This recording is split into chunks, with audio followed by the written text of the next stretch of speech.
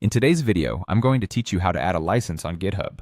Let's dive right in and explore the simple steps to ensure your project is adequately licensed. First, you'll want to begin by opening GitHub in your web browser. Once you're logged in, the next task at hand is to create a new repository. To do this, simply navigate to the plus icon in the upper right corner of your GitHub homepage. Clicking on it will reveal a drop-down menu where you will select the New Repository option. This begins the process of setting up your new project space. Moving on, you'll arrive on a page where you need to provide details about your repository. Start by giving your repository a name. The name should be unique to your account and descriptive of what your project is about.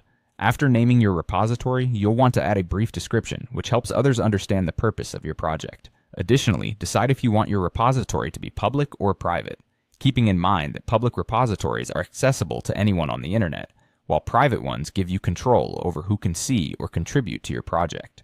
Now here comes the essential part, adding a license.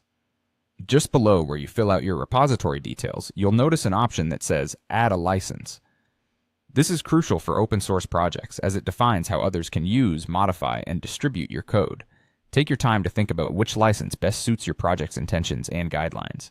Several popular licenses are available for you to choose from right there. Firstly, there's the MIT license, which is one of the most permissive licenses, allowing almost unrestricted freedom with your code. It's a great choice if you're looking to minimize restrictions on reuse.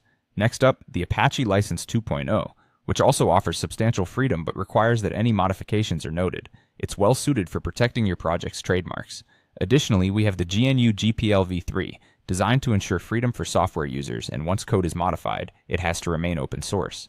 Finally, you might consider the BSD license, similar to MIT, but with a few different terms, especially concerning redistributions in binary form. Once you've made your selection, you're ready to create your repository. Simply click the Create Repository button to complete the process. By adding a license, GitHub will automatically generate a license file for you.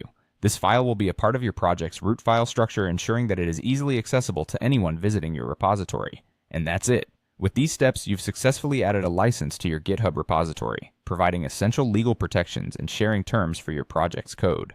Thank you for following along today. If you found this guide useful, feel free to like and subscribe for more helpful tutorials. Until next time, happy coding!